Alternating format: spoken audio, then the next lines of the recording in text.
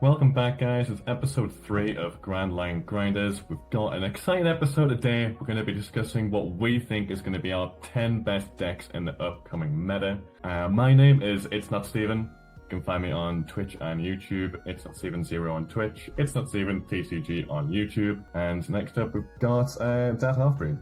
What's up, that half-breed? Mainly just on my Twitch stream, twitch.tv/that half-breed, and trying to do more YouTube stuff, but it's difficult, lives and whatnot. But how about you, Kebby? And then we got Kebby as our last man of genius. I don't know about the word genius. I'm still growing as a One Piece player. I'm excited about the once you get the new cards on the sim. I'm super excited about trying out all these cards and trying to get actually competitive with this game. So let's get into the first round topic, which is so the meta shifts. There's not a lot. Oh wait, I should. Yeah. I mean, the extra booster format's the extra booster format, but seeing how much the meta is going to shift with the starter decks is really interesting because it seems so up to to be so different than what they had in Japan, which for the first time feels like new and fresh. So the meta shifts. We have Shanks going down, which is expected. Actually, we should be talking about this. So the recent tournaments, we have Lucci actually taking the most slots in the last EB02 Pro play games, regionals, and the rest of them are basically kind of like even in meta percentages. And the following tournament on the 3rd, we had about a fourth being Grape Luffy, and then tons of I would say about a 10th. Then you have somewhere down at the bottom here that's about a fourth with Bella Betty and Bonnie. So where do you think these shifts are trending? Is it going to give you any insight at all to the new meta? I mean, I just think that this meta is a lot healthier than most people are making it out to be. Like, Green Purple Luffy definitely is probably the best deck, but it's definitely not infallible, and there's a bunch of different ways that you can tech against it, right? Blackbeard seems to be adapting to Green Purple Luffy, Bello Betty popping up more, and it just always has a tough matchup into Bonnie, right? Like, if they don't draw the Gamma Knife, it's a very tough matchup, and it seems like Lucci has finally found a list that they're happy with too. Bonnie lists have been picking up Pedro, which actually Steven put me onto that one. I was wrong, he was right. Pedro, very good. Yeah, there's definitely a bunch of decks that are reacting to how strong Grape is, because it is the best deck in format. I do think that for EBO2, but not as much as we've seen previously, where I felt like the best deck in format was kind of like a really big cut above the rest. It's now much more in the conversation of, there's probably like the top 3 that you're looking at is going to be like Grape, Blackbeard, and then, one of the anti-Grape decks or anti-Blackbeard decks in like Sorrow or Bella Betty. Yeah. I'm surprised. The biggest thing that surprises me on the win rate stat is Zoro popping up a bunch, actually. And that's one of the things where, I guess that was last week, or is this the most recent week? No. Yeah, this should be the current power rankings. Okay. The problem with Sorrow is its matchup into Lucci is going to be bad until the end of time, so it makes it look a lot worse than it actually is. If you take I would love to see the data without the Lucci matchup in for Sorrow, which I know you can't really do. Okay. There might not be any new. No, it's just the preview image is lying to me. It must have been last week. I'm thinking that they didn't post anything this week. Yeah. No, sorry, I'm confusing people for no reason. But still, it's still one of those decks that I'm like surprised is doing well, considering has a bunch of tough matchups. But Zoro. Yeah, I think Zoro is usually tough against Lim. It's tough to beat Vegapunk for sure. Lucci's never been a good matchup. But it seems like you do good enough against Green Purple Luffy, Blackbeard, and Bello Betty. Yeah, Bello Betty, yeah. I mean, those are arguably it has good coverage against the best 2 decks. And it probably has good coverage into the new deck of the format too. Yeah. I definitely think that it's just going to be interesting because we have 3 or 4 new decks that are probably going to be elevated to top 10 power levels. So yeah, the meta shakeup is going to be pretty big. I agree. Should we just jump right in because yeah. OP11 and starter decks are pretty much universally available now. Okay, so the point this podcast we're going to be discussing the top 10 deck rankings on our predictions. Number 1, no surprise, I'm pretty sure we all have purple Luffy as the number 1 deck, built around, of course, the new purple black Luffy. The leader is just cracked. Second place is pretty much the same. It's going to be Grape Luffy. We think this is still going to be a reasonable deck to pilot into the next meta. Now, where we start seeing the script, no, actually, the third also is we all agree on, which is Bello Betty. So, do you guys have any discussions or any input about those 3? I mean, I figured here, I just sent you a blue-purple Luffy deck list. We can pull that up, or I just sent it in the Discord. We talked about it a bunch, but it's just, this leader effect is too good, and the knowledge you get off of it is so insane. The way the leader effect combos with both Sanji as a character and just, playing the game in general is not really very healthy. It is still a beatable deck. It's, I definitely think it's the best deck in the format, but it's slightly more of the best deck in the format than green purple Luffy was, but I still think it's less of a degenerate deck than Sakazuki or red purple Law were at their peak, and even Whitebeard to some degree. This is gonna have a really interesting matchup spread. I think it's gonna really beat the decks it's good into, and then the rise of Bello Betty, or maybe it's even Zoro, can creep in there and really kind of bring the pain to this deck. It has a very clear, obvious weakness. My thing I don't like about this deck is I feel like it just naturally beats almost every control deck in the meta. And even if it doesn't, even if it's a 50% win rate, I feel like it's such a tough matchup for the opposition player. This is it's so powerful. There are so many resources, and I was watching a bunch of the Japan one, just Japan streams. People were starting to put more Red Rock and Red Rock and Graveblade in. Yeah. And they were using the Charlotte Linlin to then put them in life. To get the trigger. And it's just it's another step of what this deck can do is so crazy strong. It's so good. It is just so good. It's as simple as that. It kind of squeezes out everything in the middle that isn't Bonnie. Just because Bonnie is so good at just buying you so much time.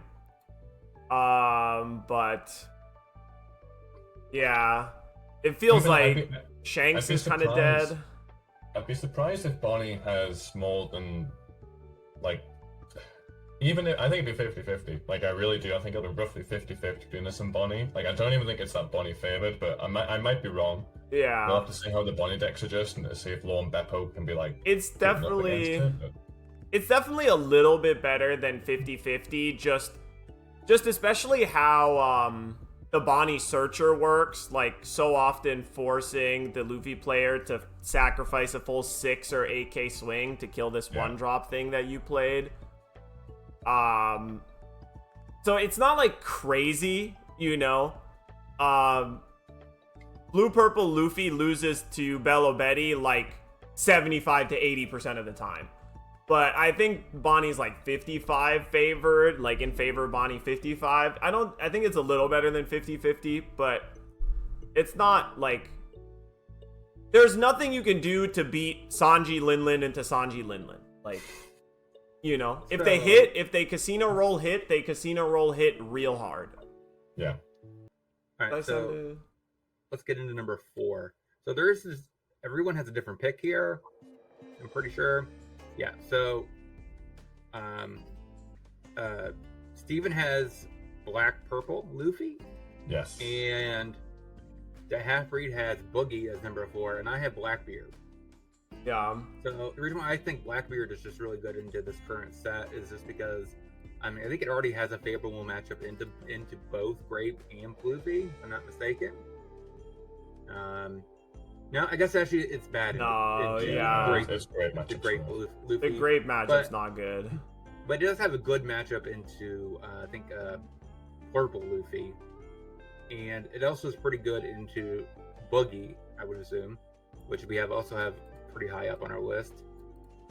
And I don't know. The Buggy matchup feels 50-50, where it's like such a delicate balance of you want to use your Blackbeard leader effect, but if they have a 10-drop Buggy, you can kind of get punished. Because if they play the 10-drop Buggy on 5 Dawn, it's almost impossible to kill, right? It's going to get 2 or maybe 3 swings in before it gets locked down by the 10-cost Blackbeard. And if they have 1, it's maybe not too bad. But if you try and lock them out of leader effect a second time, and then they have a second one, it's very punishing. And so, like, you have to play perfectly with very imperfect information as Blackbeard, which is very tough to do. Yeah, so, you have Boogie. So, what makes you think Boogie is going to be the 4th best deck? It's just incredibly consistent, and the blue-purple matchup is pretty winning. Green-purple is still tough, especially because they can use Merry-Go. They can use the stage to get around your 7-cost Buggy, which is really frustrating that, like, they have the 4-cost Zoro, but they just buff it with the Merry-Go stage, and they can attack right through your foot Buggy. But the blue-purple matchup is winning enough that it makes me feel really strong about the deck, and it's like, it's just in a good spot where it's good against blue-purple, and it's also really good against Bello Betty, which is the blue-purple killer. So it's like, the current Bello Betty decks have 0 ways to deal with foot Buggy. Like, literal 0.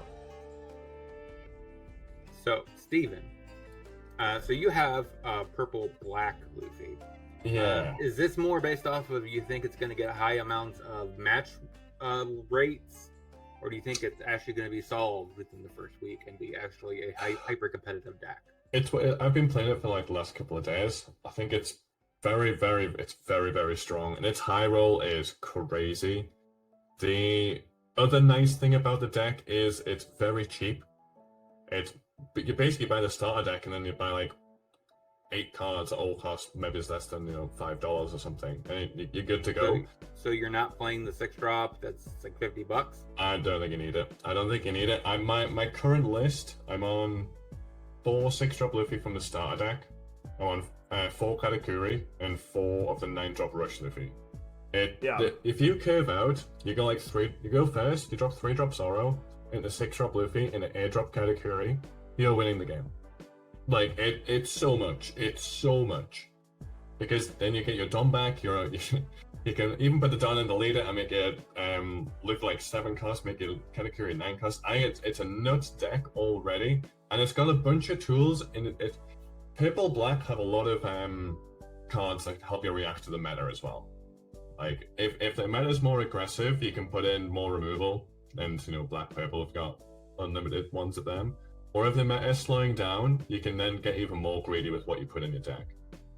And again, just access to Gum Gum Giant is just it's such an unfair card. Like, it's literally just unfair. There's nothing more I can say about that. And it's another deck that can abuse it. Being 7k with 1 Don up, with a Giant and a Katakuri on the field, you just feel so safe. Like, you'll be at maybe 2 life at that stage, and it's just like, well, how is my opponent winning this game? It's really, really good. Again, the high roll in that deck is bonkers. It's probably up there with Boogie.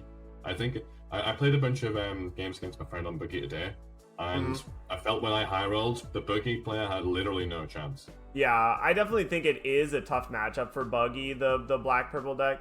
And I I feel like we could either switch to like the 3 window view, or I have a decent amount of the deck list we're talking about in the Discord, but to pull up. But I definitely think that the black purple deck is one that I'm like kind of maybe have low on my top 10 right now, just because I'm not exactly sure what the best deck list for it is. This is something that I kind of have. Like, I don't even know if the Tony Chopper is good. But considering that, like, all 3 of us have at least 4 Luffy decks in the top 10, 4 Gum Giant decks, right? Yeah. Like, having this little Tony Chopper as an anti-Gum Giant thing sounds correct. And I think I'm with you as well, that I really do like the, like, 4 secret rare Luffy and 4 of the 6-7 new Luffy. And I haven't tested Katakuri in the deck yet, but it makes a lot of sense, especially since it like can enable you to activate Dawn -2 cards twice. Because sometimes it's tough to have the 6-7 in play, and you really want to attack with it, make your leader 7k, but then you really kind of like want to also play a Frankie or something like that. And that can be tough sometimes to like go down all of that Dawn. And so having Katakuri help with that could really work out. My first list did look something a little bit similar to this. I don't know how much you want to get into it, but basically, the Frankie never felt good to play because you should be using your leader effect on the 6 Dawn starter deck Luffy. Yeah. So this then just became like Dawn -2, trash 1, draw 2, and it's like, well, I might as well just be playing Queen at this stage. The 2020 Chopper blocker is crazy good, by the way. Oh, really? It's like, it's realistically a 2 Dawn 4k blocker that can also rest a Dawn sometimes. I've done turns before where it was like Tony Chopper into Katakuri. Okay. And all of a sudden, again, if the 6-drop Luffy survives, the deck just feels so broken. The games that I haven't done so well is obviously when you don't say the 6-drop Luffy. So I've even included when we're at sea, you fight pirates. There's at least a 3 of in the deck, like a bare minimum 3 of. I think I'm probably going to up it to 4 again. The 5-drop Sanji, I think, is a bait in this deck right now. That's what I was going to ask. Yeah, it's another one of them where when you're curving out, it never really makes sense to play it, and then by the time you're on like 9 or 10 Dawn, it still doesn't really feel great to play it. Same with the Frankie. Like, it was honestly, the same with the Frankie. Sanji might just be better as a Windland. It's still removal, right? It's a bigger body. Because I've seen people running the like 9-cost starter deck Kaido, you know, the like Dawn -5, KO a 6-cost gain rush. Very, very good card. Very, very good card, especially because we're in 4 Black Maria. Well, I don't have this deck, but I run 4 Black Maria as well, and if the Black Maria often doesn't die. Yeah. So like on your 9 or 10 Dawn turn, you will still have your Black Maria up, and basically you get the Kaido effect off for free, and then Black Maria back up to 2 Dawn, and then, hey, guess what? End of your turn, you get a Dawn active. I've definitely found that like the Black Maria and Nico Robin are just both better than the Zoro. It feels like, right? Where like the Zoro, like it's good early, but it often just like can rot in your hand later and get stuck in your hand. That's kind of why I think in my version I'm going to be playing 2 Zoros and 4 Robins. In favor of cutting this one probably for the we're at sea, so that way you could actually find a Zoro if you need it, but you're not upping, And Black Maria is so the Zoro's canon nuts, guys. I'm not gonna lie to you. But I just feel like you don't need. Do you need 12 versions of that effect? Yeah. Okay. The thing is, like the problem is if you have a 5 Dawn turn in this deck, you lose the game. Like, you need to ramp. You absolutely need to ramp, and you need to play a 6-drop. I got away with playing a Sanji blocker on 1 turn on 6 Dawn because I didn't have the 6-drop Luffy. The power level definitely like took a hit, but it was fine. But I would hate to imagine what this deck looks like if you don't ramp on your 3 Dawn turn. But but you don't think playing 8 1-drop searchers for the Zoro or the Nico Robin wouldn't be enough? Like, the version I run, I've got 4 Zoro, 3 of the event, and I put random numbers through ChatGPT, and it said I've got a 93% chance of getting a ramp card on 3. Alright. So like on my 3 Dawn turn, I've got a 93% chance of hitting ramp. Yeah. Which realistically, over a 10-round tournament, you might be able to. Maybe it happens once. Yeah. But I think you take those odds. For sure. I mean, I've definitely like had to remind myself too that like you don't have to Dawn -2 on the Zoro every single time. So you can sometimes literally just play it as a 2-cost 5,000 power attacker. Absolutely. Because it just Dawn -1 and then gives you that Dawn right back unrested. So it's try to still remind vanilla myself stat of line. that.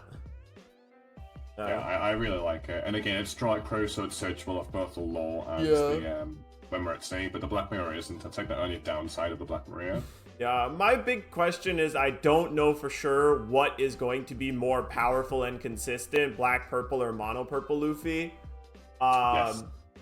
Because that's one where it's like they both have their upsides and downsides, it feels like, where Purple Luffy always has its ramp online, but it's like forced to go to a lower life total. But ramp. yeah. My theory is Purple Luffy will still be better going first, but I think this deck going second is going to be so much more consistent than Purple Luffy. I still don't think you want to go second as Purple Luffy, even with the Katakuri build. I still don't think you ever want to go second. So like this deck, you lose the dice roll. It's like, oh no, I'll get to play my 9-drop Luffy, like on what would be my 8-don turn. It's like, well, that's fine. Like it's fine going second in this deck, which is really nice for a purple deck. So that's pretty rare. That's pretty rare where you don't really care. You want to go first because you want to get that high roll. You want to get that ridiculous curve in. But going second is absolutely fine, which is why I've rated the deck so high up, because one, it's going to be really consistent at what I want to do. The only question mark is how to play the game if you don't get the 6-drop Luffy on 6-don. Yeah. Is that those are the games where I felt like the deck was struggling a little bit. Yeah. And even then, I still like chained 9-drop Luffy Rush, and it was still very competitive. Like even without perfect curve, it still felt really competitive. It just works out so well that you play the 6/7, you have an unrested Dawn, you attach that Dawn to your leader, and then the 6/7 is safe from Gravity Blade, safe from Lin, safe from almost everything except like Hody Jones or Mulgun, basically, right? Like, yep, even the Sanji can't rest it. Like, the deck just feels really good. I'm a big fan of it. And again, it'll be really cheap. I guess the Usohachi, if you didn't get the starter decks, they'll be like annoyingly expensive, I imagine. Yeah, I only bought one of the starter decks, so I only have 2 copies of this. But I did get my 4th copies of Sanji over here. I don't think you need to run the EBO2 Luffy. Maybe if you want to be like super aggressive, but even if you wanted that a finisher kind of card, you can run the Gear 5. I think it's fine, but I'm gonna be testing this a bunch, like a whole That's fair. bunch. I mean, you're talking about the extra turn Luffy? Yes, the Gear 5. Yeah. Big 10-drop one. This is one of the starter decks that I didn't buy yet, but I might have to.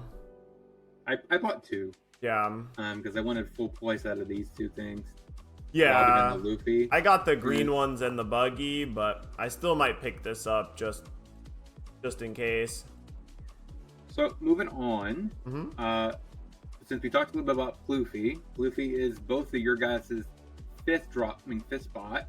For me, it's 10th because I just think it's the worst Luffy deck, and you can only really have so many Luffy decks that people gravitate towards. So I have it on my 10th slot. I'm still a very good deck, but you know, if you're gonna pick up Luffy, are you gonna play Luffy or you're gonna play Purple? You know what I mean? So it's like I think Purple is gonna take some of the player base of Luffy, so that's why I have it so much lower. Not necessarily because it's not good, it's just it's not as good as Purple. I kind of get you in terms of like play rate will definitely take a hit. Purple Luffy. Yeah. I don't even think it was in the top 10 of the format you just showed. But yeah, it's basically non-existent. It hasn't been existent for a while. Yeah, I think the Katakuri lists might really interest people into picking Purple Luffy up again. Yes. And the deck does really well at what it wants to do. It is carried by its good blue-purple matchup as well. Like, it beats blue-purple almost every single time unless they start playing the 9-drop Mihawk or whatever. Because they can't deal with the Katakuri and the mirror. But, yeah, I think... I mean, have you tried at all the blue-purple Luffy matchup versus black-purple, Steven? I've played it. I've literally played it once a day, and I think I should have won, but I misplayed one of my turns. Mm-hmm. I think it's fine. I'm not worried about that matchup. If I was, I'd put Gear 5 back in, because I think that card against Snake Man's really strong. Yeah. Because it's really all they basically can't get rid of it unless they're using their entire turn on Gum Gum Red Rock. Yeah. And it still gets a lot of value just the the 2 turns that it gets. If you're playing Katakuris, that'll help that matchup too. And you said the Chopper is actually pretty good. The Chopper's insane. Like right. because as soon as you drop 1, it's like they have what to am I think doing about for the it. rest of the game? Yeah. It's like, am I gonna drop a Sanji and again just risk 1 Don being up? Yep. The Katakuri, the airdrop Katakuri is still like. I'll be having a look at something that can deal with it. I've got a few ideas, but I think it's a little bit too troll right now. But like, I could see Stussy working in this deck. Oh, okay. Well. But that might be cooking a little bit too much. Yeah. But I again, that's the nice thing about purple and black. I mean, I've just seen people just play Ragnarok. The event. That could be good. I was actually looking at on the I think it's 6 cost, Dawn -1, KO and 8 cost or less. It's either 5 or 6. It might be 5. It's 5 Dawn. 5 Dawn card. Yeah. It could be something interesting. I was even just thinking about putting Gamma Knives back in the deck. I think it's a 6-drop. I think it God, what do you call it? Red or whatever it is, a 5-drop. God, that's a 5-drop. Yeah. I think the other one's a 6-drop. Solvent is a 6, but I don't know about. But I thought I did a 6 or less. Ragnarok's 8 or less. Yeah. Yeah. There is an event that kills it. It is 5 cost, Dawn -1, KO at 8 or less. Oh, okay. I thought it was Dawn -2, but it is 5 cost. Yeah. You think that one's really good? It's just something that you can play to help the deck answer the 8-drop Katakuri. Like if that's the matchup where you're hurting a lot as I'm gonna call it Oil Luffy. Yeah. If that's the matchup where you're hurting a lot, I think there's definitely options. I think even just Gamma Knife could be good because just Gamma Knife to Katakuri and just start swinging 8s back into them. Yeah. And it's like really annoying. I think the deck's got a bunch of potential, and being a 7k leader is so broken, so broken. Especially if Snake Man ramps on their 4-dan turn, and then you drop your Luffy on your 6-dan turn because you ramped, all of a sudden your 3-dan turn is like goes crazy hard. Yeah, man. I definitely got to look into the deck more because I think I have 3 copies of the Secret Rare Luffy right now, so I definitely would like to test it. The 9/10, I mean. The 9/10's good. That could be the one where I might cut it back down to 3 because it is searchable off both lore and the event. Yeah. And I think you do have maybe a couple more flex slots because my deck is still not optimized. I'm running 15 2k, just like. I just don't die. Yeah. And you can hide behind your army of blockers and giant dudes, which is really nice. Alright. But it's definitely something I want to experiment with. But with Purple Luffy, because we keep on getting distracted. But with Purple Luffy, a bunch of the game plan can still be the same. They still might be running the Luffy Taro list, but I know the list that kind of got a little bit more popular towards the end of the format in Japan, whereas it even just cut Luffy Taro. Yep. And just started spamming out airdrop Katakuri. And that list was a lot less dependent on going first. Yeah. Just going second tier was actually solid. I mean, the plan for going second is pretty much always on 4. You just do Mr. 2 or the Miss Double Finger to ramp to 6, and then you play something on 6 and you just untap with 8, right?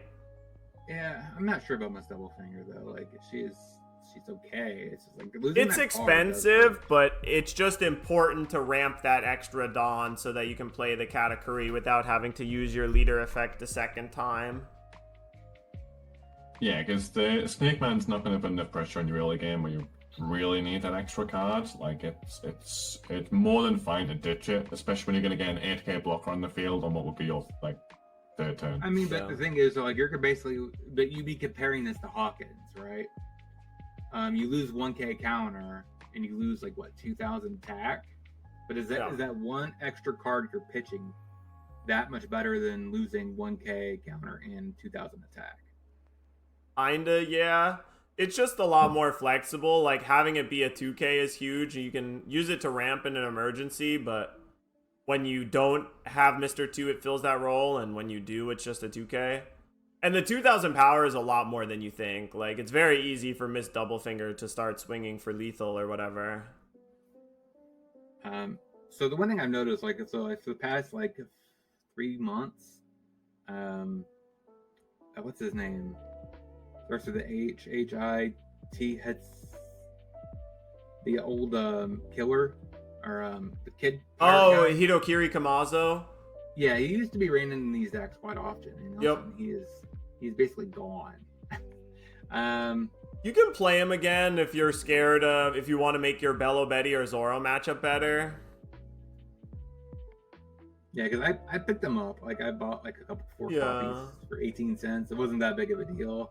I'm not sure if I want to play a couple copies of him in this deck again or not. You can play it over the Franosuke for sure. It's like that or the Franosuke. Yeah. It's probably pretty good at GY Law as well. Yes. Popping the bench with that card must be that's like my honorable mention deck, where I don't quite think it's top 10, the green yellow Law, but it is very good and the starter decks make it better. So some people are going to win with it for sure, but you have to 100%. Understand the deck in and out to play it. It's like the highest skill floor / ceiling deck out there, it feels like. I agree. It is a little interesting that they decided to cut Kid, because that was a card that for a while was always showed up as a 3 of. Oh, the blocker Kid? Or even Queen, or the other one, there was Chopper. Some people played 5-drop Chopper blocker. Yeah. I'm assuming those were cut to fit in Katakuri. For one, and also the deck as a whole just became way more of an aggressive deck rather than like a defensive deck. Like, back in the day, Luffy was much more about like turbo ramp, go to 1, and then just spam out a bunch of blockers. But now it's much more about like putting real pressure on your opponent's life and making it a race. You know, big 8K and 10K bodies. But I just am a fan of the deck because of how incredibly consistent it is. It's able to like always do its game plan. You can always ramp, and it definitely has some tough matchups where like it's good against Blue Purple Luffy, but bad against Bello Betty for sure. But I think there's still space for it to exist in the format just as a like very consistent Gum Gum Giant deck. Just a deck that can use Gum Gum Giant, so it's automatically good. Yeah. The only exception, I think, is Nico Robin or whatever. That's true. That's fair. So my 5-drop was Buggy. I think that's probably where I was going to leave it. I think it's actually just... It's not like the best deck, and it's not bad. I think it's going to take a little bit to figure out what the exact build is. Once it's there, I think it's going to be pretty solid. I think we're like 95% of the way to the best build. It's just a question of what the filler is. Right now, I like swapped off of playing the 4-cost Buggy and Alvida, and I'm just on playing like the Cross Guild Searcher, just because it feels like you need to hit your pieces of like comboing 2 cards together, right? Like you want to have 7-drop Croc plus Mr. 1, or Foot Buggy plus Mihawk, or you need to have Croc Mihawk plus Alvida. So just assembling that kind of helps. But my problem with the Boogie deck is I love 2 of those 3 combos. Yeah. The Croc into like Mr. 1 it's not it. Like I feel like if you get the other 2 off, like the Shoe Boogie into Mihawk, or the Croc Hawk into like Alvida, or even like one of the blockers or whatever. Yeah. I think you're in a really good spot. I feel like the game is very winnable. But I feel like especially if it's your 6th on turn of like the 7-drop Croc into something, I feel like you'll lose the game. that's like my current issue with the boogie builds right now. Whether it's gonna be like I actually think I might be a stage enjoyer for that deck now, because I played it at locals on Friday, and both games I lost. It was because like my deck just, I had the wrong pieces. Yeah, I don't know. I think it needs a little bit more testing. I can definitely see a world where you just cut the 7-drop Croc and like Daz Bones down to like a 2, and you just put like 4 stages in and force Angie Pilaf and then just call it a day. I will hit my Crocodile Mihawk into Alvida and I will win the game. I think that could be a better game plan, but I don't know yet. I don't know. It still needs so much testing, I feel. But a very, very strong deck for sure. Yeah, I feel like it's good into 2 of the top 3 decks. That's kind of why I like it, right? It's like good into Blurple Luffy and it's good into Bello Betty. You lose against Grape, but that's why it's a little lower down the tier list and not 4th. Yeah, and it kind of goes a bit more to my point as well. You probably lose against like Lucci unless you get the 8-drop Croc Hawk out. So I the more and more I think about it, the more I'm like, I'm just throwing 4 stages in this deck. Yeah, Stage or the Cross Guild Searcher I've kind of liked as well. The Cross Guild Searcher, I'm coming around to it. I'm definitely coming around to it. Maybe I don't even run the Sandra's PLF and I run the Cross Guild Searcher instead. Yeah, that's where I'm at as well. The like selection is more important than pure volume, it feels a lot of the time. And the Cross Guild Searcher trigger has been very nice on occasion as well. So moving on, so 6th place for all 3 of us is different. I have Lucci as my 6th place just because I think out of the mid-range piles, it's going to probably be the best. It actually destroys Bello Betty. It has a reasonable matchup into most creature aggro-based strategies. The Half-Breed has Bonnie as the 6th place slot. And then, of course, Steven has Blackbeard. So 2 of which are black decks, one's a green deck. We haven't really talked about green all that much, so let's lead off with Bonnie, just because we haven't really talked about green. Here, I sent the list that I'm trying to test right now. I think that Bonnie's just in a good spot because of how good it is against most Luffys. The black-purple Luffy is definitely like your worst matchup, but you're good into the green-purple, mono-purple, and blue-purple Luffy. And I don't know if this is 100%. Like, the biggest thing I'm not sure about the deck right now is if you play 9-cost Shanks or 10-cost Doflamingo. Both seem pretty strong, but I'm 100% sold on 4-Kid for Law Beppo. Like, Law Beppo is the thing that like helps you end games. And it used to be 10 drops were rough because not having your leader ability up hurt. You never don't have access to your leader ability in this deck. It's so easy. Like, going up, it used to be the only way you had to activate leader after a 10 drop was Uroj and Cavendish. But now you have 8 more copies on top of that. You have the 4-Kid Killer and the 4 Hawkins. So, like, I've cut Smoker entirely because you just have so many characters that untap your Dawn that, like, the Smoker 5/7 effect of not letting you untap Dawn with other characters is just way too big of a downside. And, like, you just can tap out every single turn now. Every single turn, tap out for whatever you want. And, I just like this list because it's, like, a very straightforward plan of you just play blockers in the early game. Everything that costs less than 5 is a blocker in this deck, basically. Right? With, like, Bonnie is a blocker because they have to attack it, and Tashigi's a blocker because it stops removal effects, right?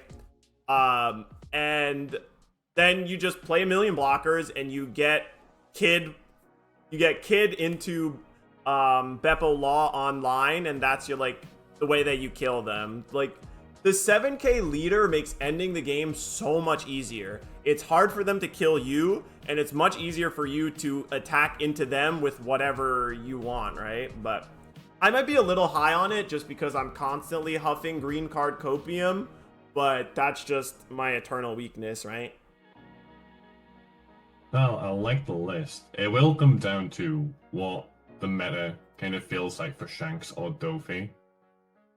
because right now it is definitely, well, like before OP11 the starter decks, it was definitely Shanks over Duffy, I felt, because too many things just have like a persistent effect, where even if it was like a big thing, the persistent effect was like so annoying that you just had to kill rather than freeze. The little Bebo, yeah, again, I haven't tested it out. That's the only reason I put Bonnie in my top 10 is because I haven't tested it out. I don't know how it fares into a bunch of matchups right now. But I mean, Bonnie's never going to be bad. Like it'll never just be a bad deck. Its leader effects is too good.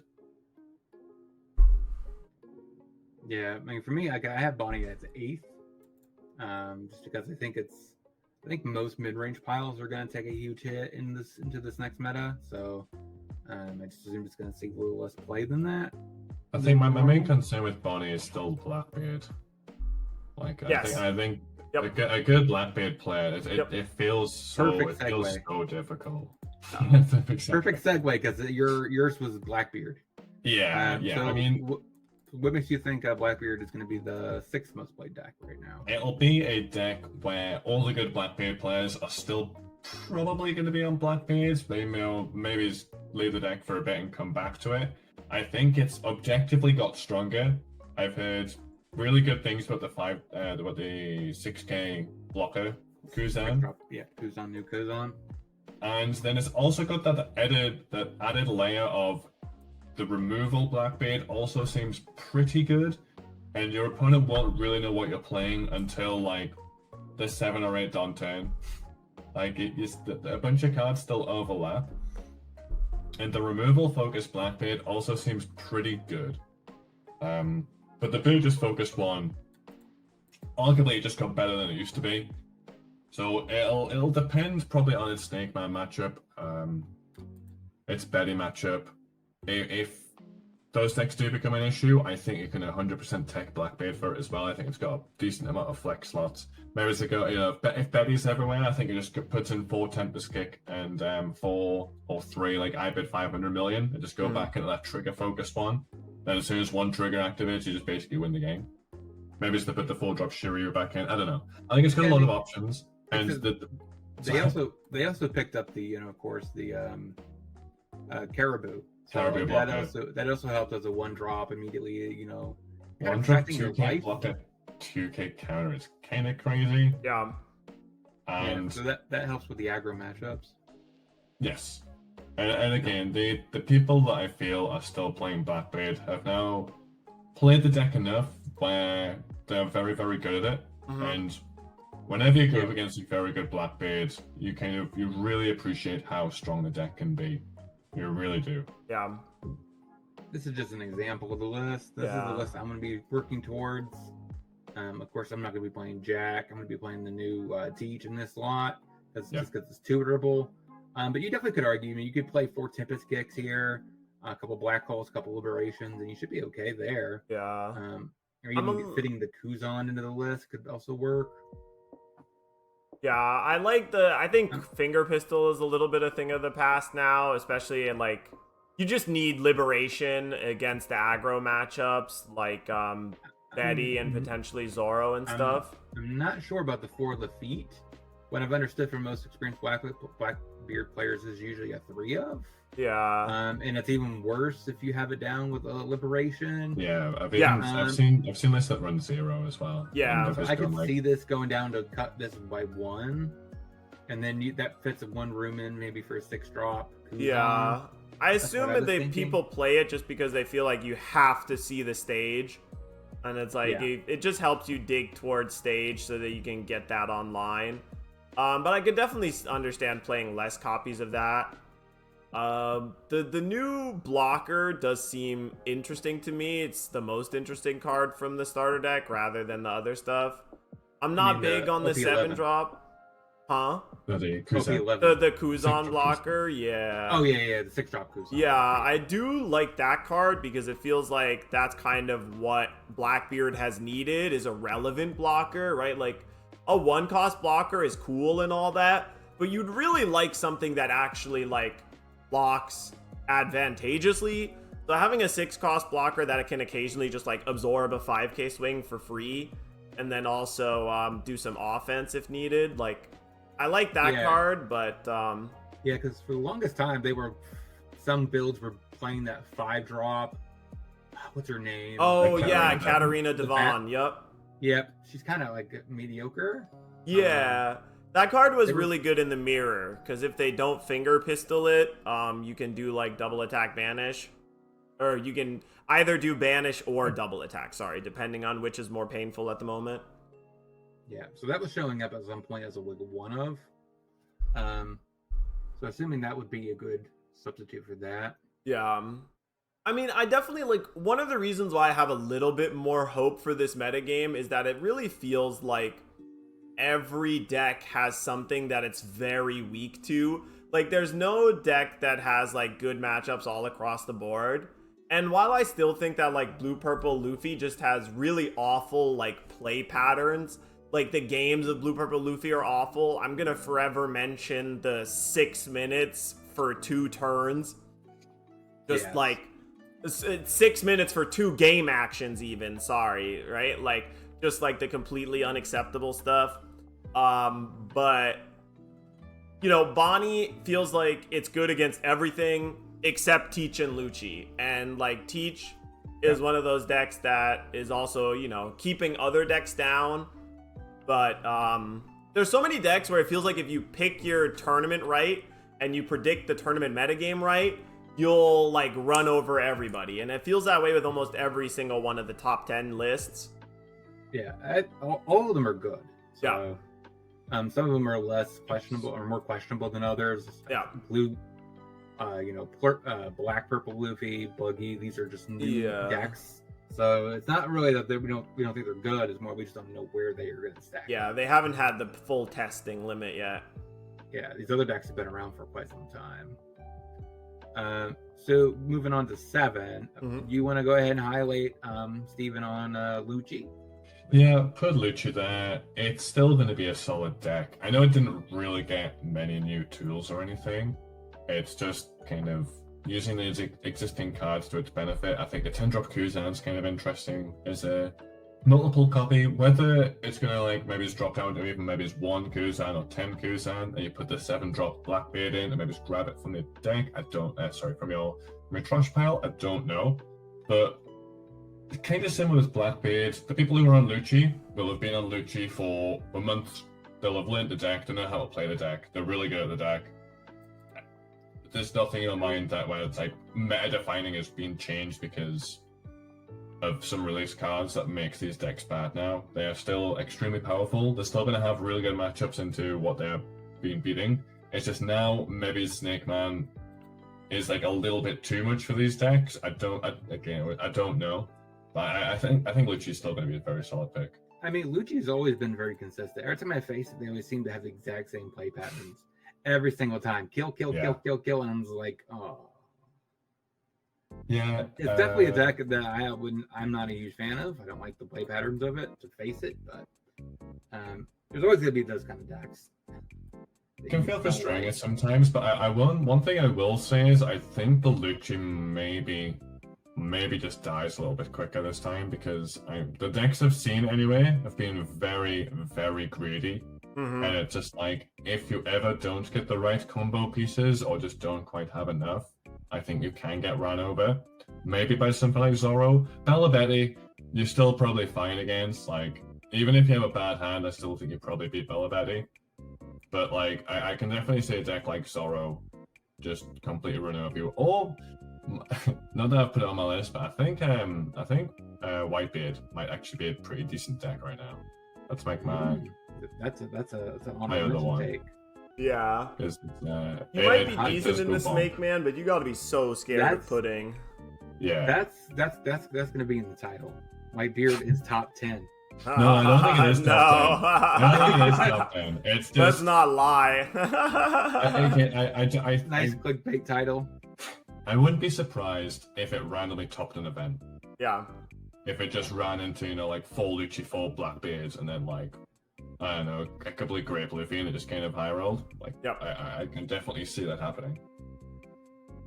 Definitely Grape really Luffy seems like it would be a good matchup there. So moving on. I guess maybe fine. I don't know. Do you guys have any more input you guys want to mention about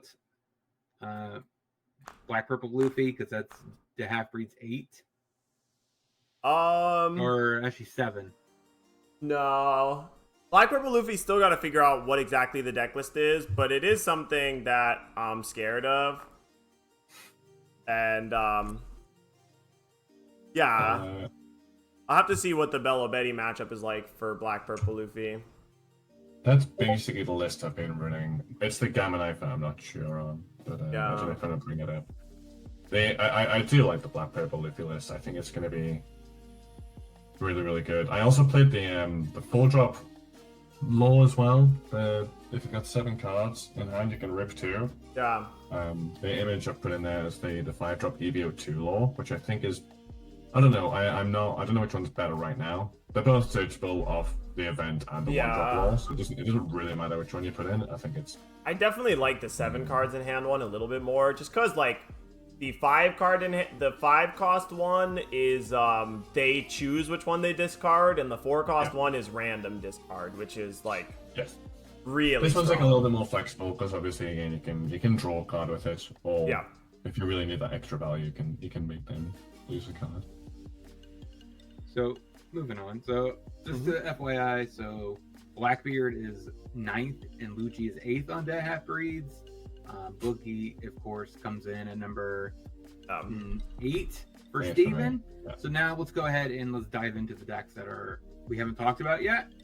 So my number 7 was Yamato. I think this deck actually is probably my opinion, is gonna be the best green deck. It's a little bit more aggressive. It does quite well into Blackbeard. Probably do quite well into Purple Luffy, I would assume, based off of how it actually functions. So in my opinion, I think it might be the best green deck going into the next top 10. This is the deck we haven't talked about, and of course, with this deck, we have one question. So if you were getting a question onto the podcast, leave it in the comment section. If we might answer it, right on the spot, or if you think it's a good one, we will save it for the next podcast. So the question was, do you guys think that Mihawk C3 could be used in Yamato?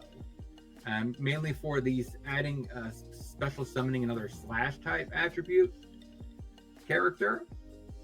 But I wanted to highlight this question into this podcast. That way everyone's aware that if you want your question on the podcast, leave it in the comments. So what do you guys think? I mean, this used to be a really big part of the Yamato deck lists. They would build like a whole package around it with like Neko Mamushi, and maybe even there's like a 4/6 Arlong that's slash type. I'm not the biggest fan of it, just because I think most of the Wano 2Ks are better. There's like the Kinemon 2K, the Izo, of course, is a great 2K, and then there's the Hiyori. There's a chance that this Mihawk might be a little bit better than the Kinemon that plays itself for free, because it does combo with Kikunojo. That's the best card to combo this with. You get Arrested Kikunojo into play, and like they don't really want to attack into the Kikunojo and gain you a life. But it is like just harder to use than you might think, because the 2 or less characters is a pretty big ask, especially when you're going to be playing a bunch more searchers with like the yellow Yamato searcher, you know what I mean? That's what I was going to say. You've got the Yamato searcher, you've got the Izo that gives you leader banish, you've got maybe it's even the Nami that gives you banish that you're going to play out beforehand. So like it's probably not the right time for this card. I think the biggest not hit towards it, I think the best one you could have done on 3, of course, if you played this on 3, and you could also cheat in either Yamato, Onami, or a Izo, but none of those 3 are slash. Yeah. So I think that's the biggest hit. Like if you could play this and then literally cheat an Izo into play, and give your thing banish and smack, that would be pretty nice. But I don't think that the other good thing that you can play with it is the Ashura Doji, the thing that KOs a thing. This is just something that I wanted to submit, just where it's like, I like the Yamato deck, but I have no idea which deck list is going to be best. But it's just like such a actually really flexible deck. Like, you can play an aggro version if you want, but this is also like a wall version of the deck where you just have a million banish characters and a bunch of blockers, and you're just trying to set up behind your 8-drop kid, right? Like, you go to a low life total, you play Momo to gain a life back, and then you can just hide behind this 8-drop kid. And being able to play 8-drop kid and go from 0 back up to 1 whenever you want just seems strong. There's like a supernova version of this that I was testing as well, where you have 8-drop kid plus the yellow Capone blocker that we talked a bunch about in our OP11 review. And so this is interesting, right? Like, if the aggro version of the deck maybe doesn't work out quite well, you could absolutely just play Yamato as a more defensive 8-drop kid deck, and that seems totally reasonable as well. Yamato was like my 11th pick. Yeah. I couldn't quite choose between this one and my 10th pick. I think Yamato just massively depends on the meta. If the aggro one loses to other aggro decks, then I don't think it should be a real thing. But definitely build dependent. I think this could do work. I think this could do a lot of work. What if the deck actually went more towards a control plan? I mean, because you don't really need other aggressive attackers, really. Because, I mean, you have Yamato. Yep. Yamato will close the game out in like 3 hits. So, I mean, that's basically what this is. It's like a control plan that rest things, KO things, and literally just control the characters on board. Yeah, it still might have that random issue. I don't know if you played too much Yamato in the past, but sometimes you'd be like, oh, this is going really, really well. Then all of a sudden you'd look down and it's like, oh, I'm just dead on board all of a sudden. Like, how did that happen? When did that happen? And it always used to run into that kind of issue of just randomly dying. It still might have that same issue. I don't think any of the cards solved it, but the cards definitely increased your really go face, hit them a bunch of times kind of strategy. Whether or not it's pushed it over the edge and these cards are versatile enough that you're still going to play 8-drop kid and stuff, I don't know. But that's why it's like my 11th kind of meta / build dependent. If a really good build of this drops, I can see this doing a lot of work in the meta, because it should be good into Snake Man, it should be good into Grape, it should be good into Bella Betty. And then we're really talking about a good deck now. I just love the idea of having 8 ways to give your double strike leader banish. Yeah. It was just like, I played a good amount of wall Yamato back in the day just because I was absolutely in love with 8-drop kid. And that deck was pretty sweet, where you could literally just you could starve them for a long time, and then like, just when you're ready to play 8-drop kid, that's when you attack them down to 3 life, play your 8-drop kid, and use leader effect to attach Dawn to it. And that line just seemed good. Like you said, you can sometimes just die, but it's very hard to die behind the 8-drop kid, especially when you have now like the Izo blocker, the Izo that can turn into a blocker, Rosie blocker, Shirahoshi blocker, and potentially the Momo blocker, right? Like, I think Toshigi is still probably the one that you want to play off it, or the blocker beige. Yeah. Just because, again, I feel like in the matchups where the kid really helps you, it was those kind of really heavy removal matchups where maybe you weren't able to get your board kind of flowing. And the beige just putting it to life, cheating out an extra turn, feels so strong. Same with the Toshigi, like, just instead of being removed from field, just rest the Toshigi. Yeah. This deck can do work. This deck can absolutely do work, so moving on to 9. This is the last deck I have to cover, because we already talked about Purple Luffy earlier. I have Zora as my number 9. I think the deck is actually still going to be pretty reasonable into this meta. It's fast, it's aggressive, it's good into Purple Luffy. It has a solid great matchup. It also beats Bella Betty because it's a little bit bigger. So, and I think actually that's a good marker towards him, even though like it's kind of an older deck, doesn't get any new tools. But sometimes you don't need new tools. You're just already favored into the best decks in the format. It's good into, like I said, it's also good into Blackbeard. And if all of us are projecting Lucci to see a lot less play, that means his worst matchup is kind of hindered. So I think it might just shine a little bit here. There's not a lot to talk about unless you guys want to talk about like what you guys think, how it stacks up a little bit. But since it's not getting any new cards, I don't think. Yeah.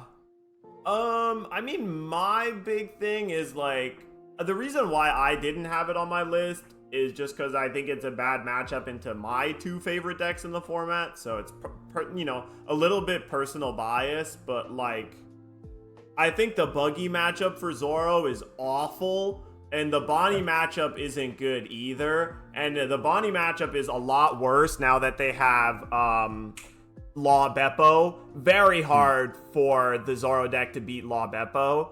You could beat Kid with Mulgun.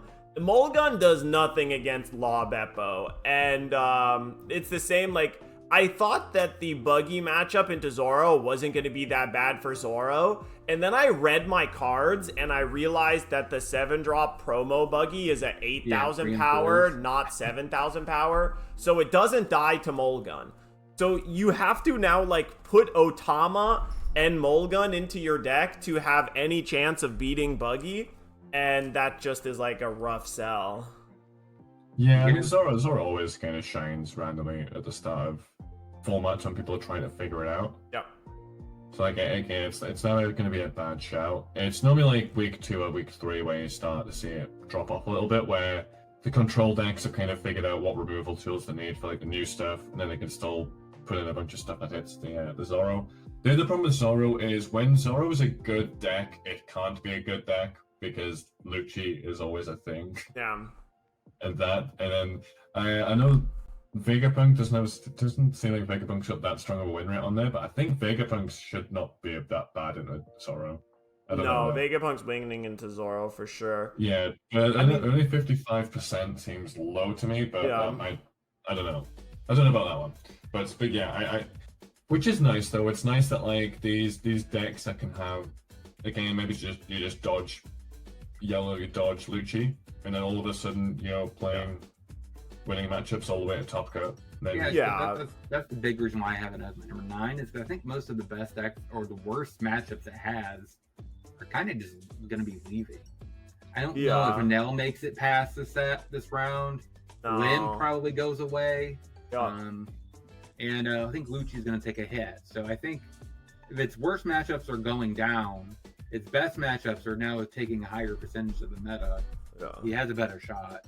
Yeah, your bad matchups are definitely like Lucci, Buggy, Bonnie now, and your good matchups are like Teach, Blue, Purple, and Bello Betty.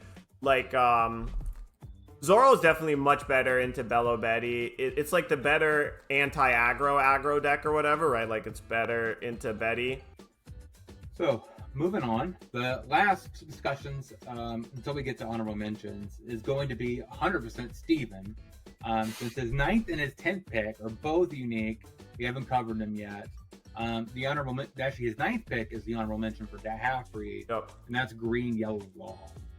Yeah, this deck is nuts. I do think it's got a big problem of entry. In terms of, one, when you play it in real life, you need to buy 4 Cavendish, which is a large investment. And then 2, I think Dan Halfbreed mentioned it, it's probably the most difficult deck to pilot to like maximum efficiency. It's a really hard deck. You think it's harder than Blackbeard? I've understood Blackbeard's pretty hard. I think so. I think with Blackbeard you can get away with just playing the deck like a couple hundred times. Quite a bit. Yeah. Sometimes like, Jesus just gets there. And Damn, out of context One Piece quotes. Like sometimes Jesus just gets you there. Sometimes he just saves your soul. Yeah, exactly. That's a religious joke. When you play Law, it's like every single turn you have like 6 different decisions to make, because you're basically playing like a searcher every single turn. And more often than not, it's 5 hits, and it's like, wait, which one's gonna be best for this turn, next turn, or whatever.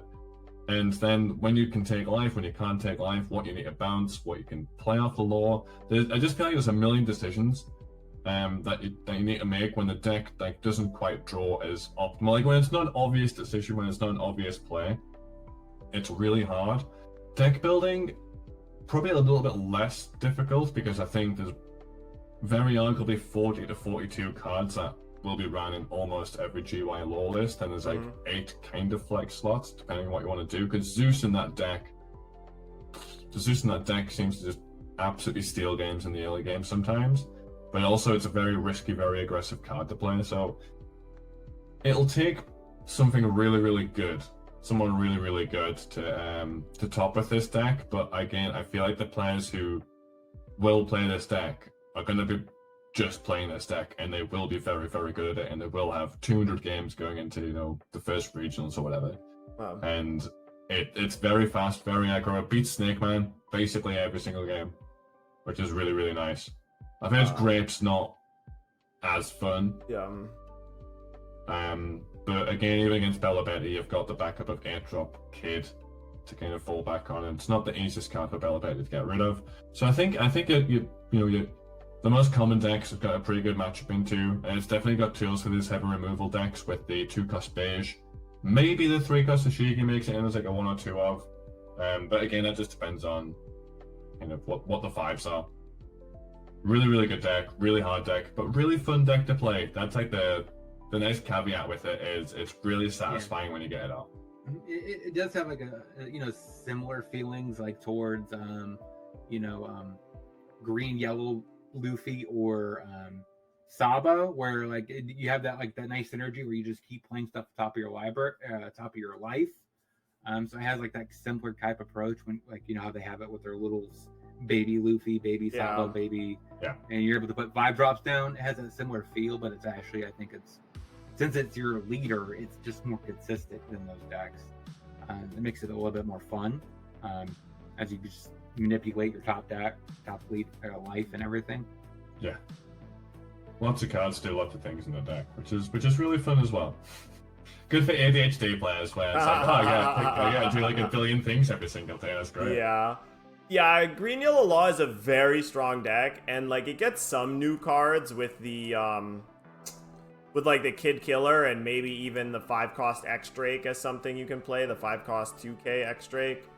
But like the thing is with Green Yellow Law, if you mess up a turn, you will, kill yourself. You'll just die, right? You'll just leave yourself at 1 or 0 with like a blocker that your opponent just removes, and then you die if you go a little bit too ham with your leader effect. So it's like, yeah, Teach has a lot of difficult decisions, but like some of those decisions aren't nearly as punishing as they can be in the Law deck list, where either you'll just stop yourself from being able to use the leader effect properly, like not give yourself something to bounce, or sometimes just straight up leave yourself dead on board if your opponent has a single removal spell or whatever, right? So that's why I don't have it in my top 10, but I expect it to win some stuff for sure.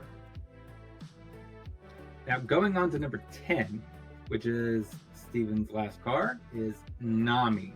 Now, I have faced this card decent amount in OP11 Eastern, and it is quite annoying when they just literally discard a card and they get plus 7,000 attack on the leader, and you just like, okay, now I gotta calculate this math. Thanks a lot, opponent. I do get that it's not going to be as good as it will be in the future when they actually get Odin. But where do you see it in the intermediate segment? I still think it's going to be a very solid deck, and it's Nami's kind of a fan favorite character, so I do expect it people will be trying it out like week 1 of the meta. I think it's my last pick was between Yamato and Nami, and I think they both kind of run at the same issue. I think Nami is a little bit more versatile, but it's all going to come down to if a good build can get figured out for Nami. The leader effect is way too OP for this to not be like a top 15, top 20 deck. Like, it's so strong. Drawing a card basically every turn is going to get an extra card basically every turn is kind of nuts. There's a bunch of your cards that can force the life to be gained, or like manipulate it to life, and then just swing at your opponent's leader. You might be able to draw a card. The deck list is going to be what's like really, really defines this. I've seen a bunch of hype around like 4-drop Cavendish being put back in this deck and 4-drop Kikunojo being put back in this deck, which I can very much see into like Snake Man or something. These 4-6K characters kind of making a little bit of a return. The deck's got a lot of potential, like a lot of potential. The events are really strong in it as well. Like the new yellow event is a Red Hawk. Yeah, it's super duper good. And then all of a sudden you need to start thinking about this. Do you know what it is? It's similar to what the Black Purple Luffy kind of feels like. When you're a 7K leader and you leave like 1 or 2 Donut, your opponent has so many more decisions to make than if you're like a 5K leader with no Donut. Like it just adds so many different things. Like it can just feel so hard to kill sometimes. And again, they'll normally have like between 4 and 7 cards in hand at like every stage of the game because they just draw a billion times.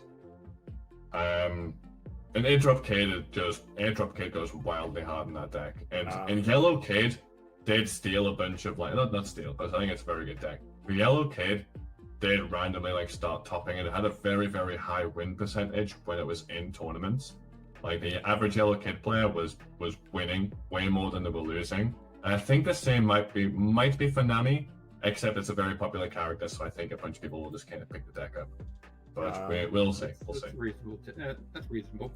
The reason I didn't have it on my top 10 is it just feels that Nami has a bad matchup against pretty much every single Gum Gum Giant deck. That's fair. I mean, you got Pudding. That's like your best out. Like your Snake Man matchup's not that bad, I guess, but it's not like good. You know, it's like 50-50 at best. And then like GP, Black Purple, and Mono Purple all seem like losing matchups. Yeah, the Luffy ones are going to be a bit of a potential stumbling block for it. But I imagine its Betty matchup's pretty good. I imagine its Bonnie matchup's like pretty good. And then it just, well, Boogie could be a bit questionable, but I think Nami still probably takes that. I don't know. It's the same thing as Yamato. It's why I couldn't decide what I put 10th and 11th. It all depends if we can get a good build out. I know one Nami did come second in like a big tournament. Yep. That was without Odin as well. No, that was with Odin. Was it with Odin? Yeah. Okay. Then maybe not. I don't know. I still think it's going to be a good deck. I'm sure someone will figure something out because again, it's such a fan favorite and it's such a generically strong leader effect, both on offense and on defense. Like 12th for me, I think. Like, you know, I had Green Yellow Law at 11 and then I have Blue Yellow Nami at 12th, but it might be a little better than I think. It's just no one has a correct list yet. No one can look me in the eye and say this is the correct list. This is what you should be playing on now. Yeah, it's just like I have no idea. Yeah. So rounding out, or you guys, well, continue. Sorry. No, I was gonna say because the other thing that's nuts about that deck is one, Zeus is so giga broken in that deck, and the other blue 2-drop where it's like if your leader's Nami return a 5-drop to hand or something stupid like that. I can't remember the name of it, but that's also like those are like 2 broken cards on 2-drop. So you can generate a bunch of tempo in the deck. I do like it. I do really like it as a deck. And I'm not just saying that because I packed an alt leader of it today. Yeah. But but I do think it's going to be very strong. So rounding out, I have 2 honorable mentions. Purple Black Luffy, we kind of already talked about enough. One of them, both of these decks, one's a new leader, and the other one is, I think, got a lot of pieces. So Yellow Purple Pudding has got a lot of pieces. You know, the new Katakuri, it got some new searchers. It got a bunch of other cards in the deck. It's after watching that Half-Breed play it on stream, it still might struggle a little bit. I think it seems to be a little bit tuned. It also, like was stated, I mean, it got the new Zeus, which is a really good 2-drop removal spell for the deck. It has potential, I think, in the future. It keeps getting more pieces. And of course, I have Katakuri just because it's very unique. Just the play patterns, looking at the top, caring about the top card of your opponent's library. And I think it might be interesting for some players to pick it up and try it out. Just for that nature. I mean, got anything to say about these 2 decks? My thought on Katakuri is, and again, I really hope they play tested this, I think the lead would be close to broken if it was look at the top card of your opponent's deck and then choose to top it or bottom it. Yeah. I think that was probably a little bit too strong. But otherwise, I do like the deck. I think it should be up there. I think the play rate's going to be good. I think the win rate's going to be relatively solid. I think it's going to be a good deck. I do like the Katakuri one. Even the yellow Katakuri seems maybe it's okay as well, but the purple Katakuri is probably a little bit better. What do you guys think about pudding? I like the purple Katakuri more than I like pudding. Pudding was alright, and I played it a decent amount. It's just like so very one-dimensional. And the fact that so often it's stuck just playing one giant thing per turn really hurts. Especially since there's so many other decks that now can do more than that, right? Like green-purple can play 2 copies of the 5/7 pudding in a turn or whatever. And blue-purple has the like Sanji Big Mom type stuff. And you like almost have that with the 2-drop Katakuri, but it's not quite the same. But the mono purple Katakuri feels a little bit better because it is like a 5-life leader with that can attack as 6k quite often. And 10-12 rush is just good numbers. Like, it's just not bad to have a 10-12 rush. So, hyper discussion, 2 things. One, yellow has not really showed up in any of our top 10s besides as a side color. Yeah. With Nami, with Bella Betty, and Yamato. What do you guys think yellow's problem? It got Zeus, which you think would be very strong, but there's really no Enel, there's no any sort of yellow-based mono-colored deck in any of our top 10. Where do you think yellow's going? My short answer is there's not a good yellow deck into Luffy. Yeah, into any of the Luffys. And ironically, and then you think about the next best decks in the format, you're probably looking at either A, removal focused, or B, just black decks. And historically, yellow's never been able to really do well against black. If I had to choose a yellow deck, it would be probably Vegapunk or yellow Katakuri. I think yellow Katakuri could be okay. But I don't think you're going to win consistently against a bunch of decks. I think Kid's probably like fine. But like, fine's just not good enough right now. Yeah. That's the problem. I think yellow decks might make a comeback in OP12, especially if they do something about Gum Gum Giant, right? Like, if they ban Gum Gum Giant and OP12 comes out, I think yellow decks get a lot better. Because there's 2 yellow cards in OP12 that, like, really actually help yellow decks. Like, Zeus is alright, but yellow deck's problem was not beating aggro decks that play 5 costs or whatever, right? Like, that was always something that yellow could do. But the problem was now there's all these decks that are playing 7, 8, and 9 costs, and you don't have Kingdom Come anymore, right? And in OP12, you get both. There's the 6-drop Kuma that's like 6/7 discard a card, gain a life. That's very good card. Yeah, and there's a Doflamingo that's like a 8/8 rush on KO, gain a life. And like those 2 cards help like finish your curve, where it used to be, you have a bunch of removal spells that cost 5 or less, and then you have 8, 9, and 10 drops. So what do we do until then? And now you have this, like, eventually you'll have this really good 6-drop and this nice aggressive 8-drop that attacks good into the Luffy decks. But until then, yellow feels like it's just... So yeah. You brought up an interesting point. Would there be a world where instead of banning Gum Gum, would they just unban the yellow card? Would that actually help them at all? Since if they didn't really predict that Kingdom Come, it would help a lot. It doesn't help your like green-purple matchup much at all. I don't even think it helps Snake Man that much. Yeah, a little bit for sure. Like, yeah, I mean Sanji does G out too big. A little. It'll really help you like the Bonnie matchup and maybe Shanks if he sticks around. Yeah. And then maybe like, I mean we haven't even talked about, but Red Purple Luffy is also still a very, very good deck, very, very annoying. I don't know. I don't even think it'd be like, it's not that bad, but like it could be, if you know what I mean. I wouldn't like to see that card unbanned. I don't think it was good that yellow just had a kill anything spell. I don't like that. But... Yeah. It could be unbanned. I don't think it would make the game broken or anything, or yellow broken, but we'll see. Well, my question was more geared towards the fact that yellow hasn't really been competitive since the banning. That was more of my thing. They wanted to give more oomph back into yellow. That could be one way they do it. Let's not disrespect the yellow and Bello Betty. Like, it's still... Yeah. I know it's not really Point like, out the red deck, huh?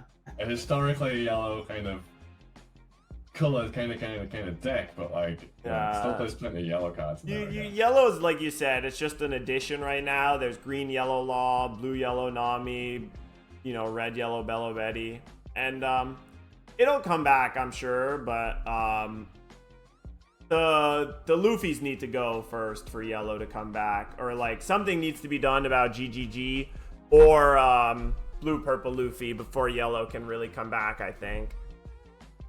The last thing I want to hyper discuss, shout out if you want to watch the actual footage for this next topic, check out the Halfbreed. He played a sweet Jinbei list. What do you guys think Jinbei is going to be? I don't know how it's gonna turn out, especially if like I'm tempted to try that list again and test out Law Beppo in it, but it was interesting. I mean, it's not like great. It's that deck, like Jinbei feels a lot of the same power level as like purple Katakuri, where your entire deck is basically 2 or 3 cards, right? Where like the entire Katakuri deck is 8-drop Katakuri, the 5/7 Perospero that like ramps you, and the 10/12 rush. And the Jinbei deck is just like, the entire deck is 6/8 Jinbei, Vanderdecken, and Hody Jones, And like those cards are really, really good, and when you draw them, it's good. But when you don't draw them, your deck kind of sucks. Yeah, kind of common, just generic green deck stuff in it, where if you can just play big dude every turn and it's your best big dude, you're in a really good spot. If you do not play your best big dude this turn, or you're against like a really, really heavy removal focus deck, you're probably not going to win.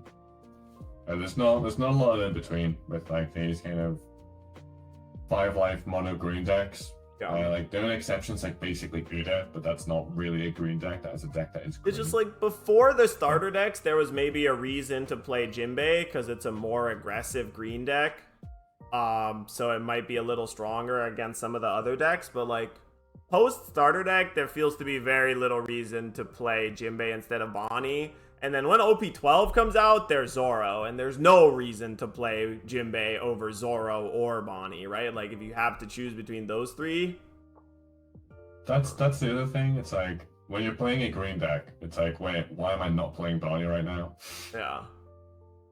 It's the same problem with like Carrot. Carrot, Jinbei, even like Hody Jones as a leader. Like starter deck kids. There's all just decks that do things fine, and they're doing their own stuff, but it's like, just if you're gonna play a green deck and want to be competitive, just play Bonnie. Yeah. Just the best. It's just the best leader effect. There's not much you can do about it. I popped in my head. Where do you guys think Smoker would be after this with a green red Smoker? Like it's more of a go big attacking. Is that basically, is Luffy kind of taking that slot as the, go big fast and be aggressive? Is Smoker just taking the hit because of Luffy maybe just does it a little bit better? I'm not sure about Smoker. I was like previewing this. I was interested to try the list that's like full of new cards or whatever. I think I showed it to Steven before here too. I'll post it in our little group so we can pull it up. Like I was really interested in trying this deck where like most Smoker lists were playing 4 copies of 8-drop Kid anyway. So I was like, oh, what if we play actual searchers to find the 8-drop Kid that we're playing anyway? So I was interested to try something like this with the Law Beppo and, searchable 8-drop Kid plus a bunch of blockers and stuff. And I'm really getting bigger. I'm getting more and more hyped about the 2-drop blocker Capone.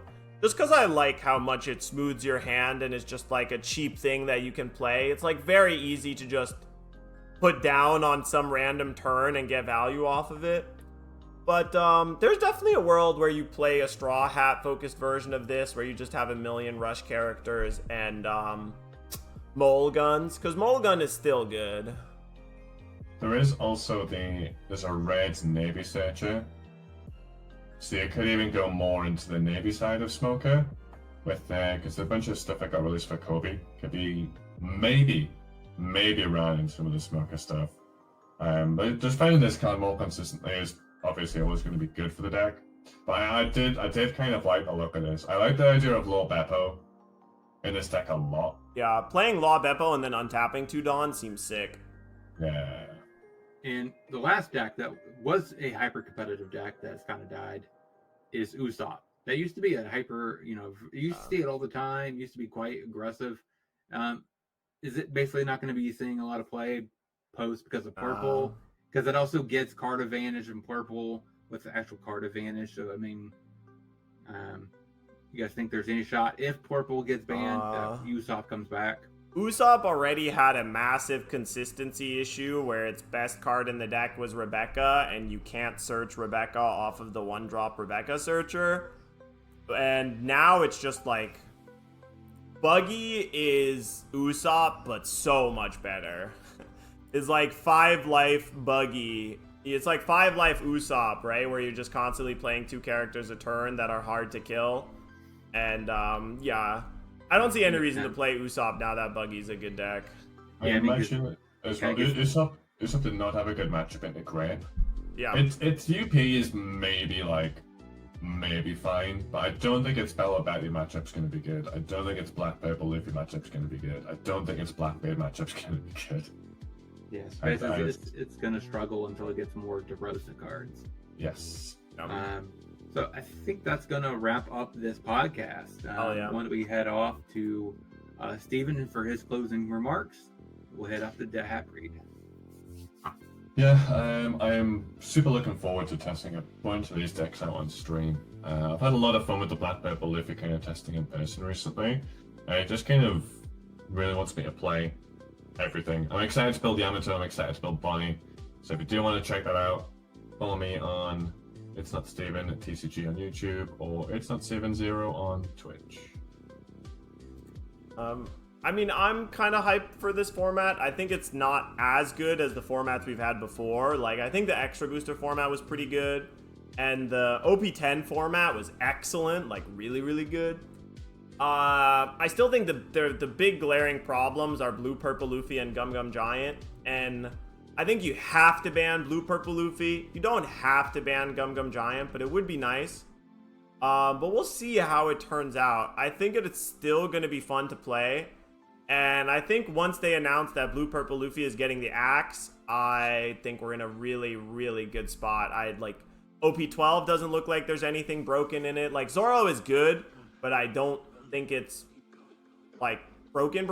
I feel like there's going to be ways to play around it, but we'll see how that goes. Just, like, getting rid of Blue Purple is going to free up the whole metagame, but it's still a beatable deck, so don't be too doom and gloom yet. And closing out, so if you want to follow me, it's KevbyG over on Twitch, or also on YouTube. Go ahead and hit that like button on this video, comment, so that way more people watch this video. This podcast is going to be sweet going forward, and also make sure you share this video if you like. That way more people will watch it.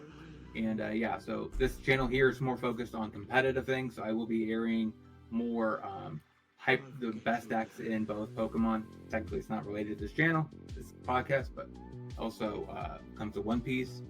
And I'm hoping I can get one of these two featured on that channel. Especially if they're an expert in one of the decks. I'd rather see an expert play it and not me trying to play Bonnie. That's not really do that good. I can show you how not to play the deck. But yeah. So I'm down. Like I said. Absolutely. Yeah, that's going to be the end of this podcast. Hopefully you guys enjoyed it. Make sure you leave a question down below, and we'll talk to you guys next time.